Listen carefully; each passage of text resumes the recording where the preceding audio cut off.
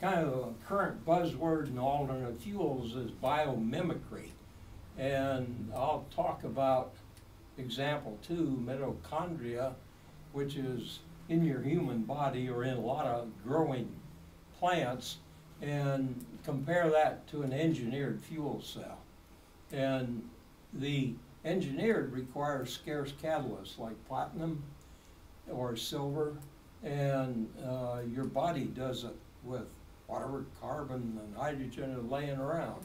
Engineered fuel cell has 60% efficiency, whereas, and that's at partial load, whereas in your body it operates at 90% efficiency.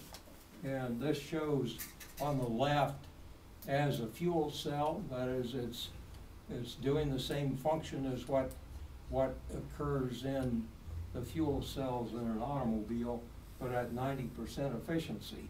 So the conclusion is Mother Nature does it better. There's a lot to be learned. And we show here growing plant and a hydrocarbon. And hydrocarbons can be broken down into protein, fat, carbohydrates. And this is in plants or animals. And we draw a blue circle, and these are the ones, this is food for the human being. And we're not a grazing animal, so we can't digest cellulose. And we now circle some of these with green, and that is food for your automobile. This is fuel, alternate fuel. Now we can divide that a bit more into those that compete with the food chain, and this does not compete with the food chain. And then the amazing thing is that most of the diesel substitutes come out of fat, whereas most of the gasoline substitutes come out of the carbohydrate, your heartbeat, etc. And one thing is this author, biology is a study of human life, and this man spends some time discussing the issue of life. He has a very humble approach, but some of the characteristics of life are as shown here, that is, respond to the environment, move, grow, reproduce. Alternate fuels, gasoline, diesel substitutes, these are mainly gasoline, but these fuels could be used in a properly designed diesel, but it's not the current intention to do it that way. And so we show here alcohol. The OH radical is characteristic of alcohol, and grapes up there remind you of where some of this alcohol comes from. And this is, of course, corn, yellow kernels of corn leading to ethanol. And here's a cartoon. Here shows a farmer. Here's a happy man with his BMW SUV, and the farmer smoking a pipe, which is a no-no.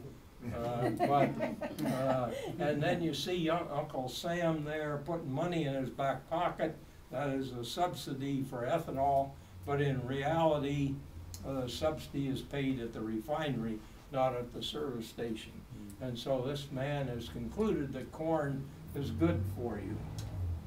Producing ethanol, first generation corn-based, starting with starch from the corn kernels, and through a variety of processes, you end up with dry or anhydrous ethanol. And that's what's sold. The biggest consumer of ethanol is the state of California in United States, and that's mainly because ethanol is mixed in with the gasoline to help raise the octane rating and for emission reasons. Here's an ethanol refinery in West Burlington, and this shows storage silos for corn, and then a variety of fermentation tanks. And if we do have this tour that we're talking about, we can see one of these refineries down in Soledad. Coming thing and absolutely essential to make ethanol a viable alternate fuel is to start with cellulose. And you may remember on the other chart we were starting with starch.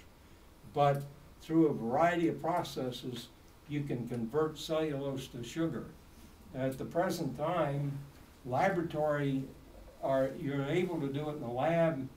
There have been batch processes where you might make 500 gallons, but there's no way possible today to make 1 million gallons of cellulose ethanol, but it's a coming. And this was in the announcement, and this kind of shows what could happen with cellulose ethanol. You plant some trees, and in time they grow, so time is going this way. They absorb CO2, the roots give you water, and sunlight gives you the energy. And out of that you get a biomass, which is a bigger tree. And some living things do emit methane, which is a greenhouse gas. And ultimately you harvest the forest, you get lumber and paper pulp, but then you're left with chips, bark, twigs, etc., which forms the feedstock for a biorefinery. But that has to be cellulose, because a dominant part of this feedstock. And so then you get an ethanol, you put it in your car, you drive, you generate CO2, but that's absorbed by the forest. And so this is the concept of CO2 neutral, that there's no net addition to CO2 in the atmosphere. Some of the cellulose switchgrass, very popular. Another one is mature miscanthus grass. And these people here, we ask for midgets, so it makes the grass look bigger. And that is in Illinois. In Nebraska, they're talking about sweet sorghum. And the stalk of the sweet sorghum has a nice sweet juice in it, which is sugar, which is very ideal for making ethanol. But however, if you have cellulosic, you can take all of the plants. And there is a word that goes around called stover. And I didn't know what it was until I was studying this stuff. But whatever's left over out of the plant that you don't want, like in corn, you want the yellow kernels. But what's left over are the cobs and the stalks. That's called stover. And so in here, what you want is the sweet stuff, and what's left over, which there's a lot of it, is stover. And then biological municipal waste. And the amazing thing is, at least I was impressed, that this kind of waste, the stuff that is hauled off by the trash truck, has half the energy of a ton of coal. And it's recognized commercially in our backyard over in Lake Tahoe. They're investing $120 million to process a lot of trash to get 10.5 million gallons of. This is a ethanol pump in Brazil, and the reason I know that that is in Brazil because all the lettering is in Portuguese. But the reason, the reason that I show you that is that ethanol in this country is not a mature, whereas in Brazil it is. So if you drive into a service station, any service station, you expect to find it. There is a blurring. We've talked about diesel gasoline.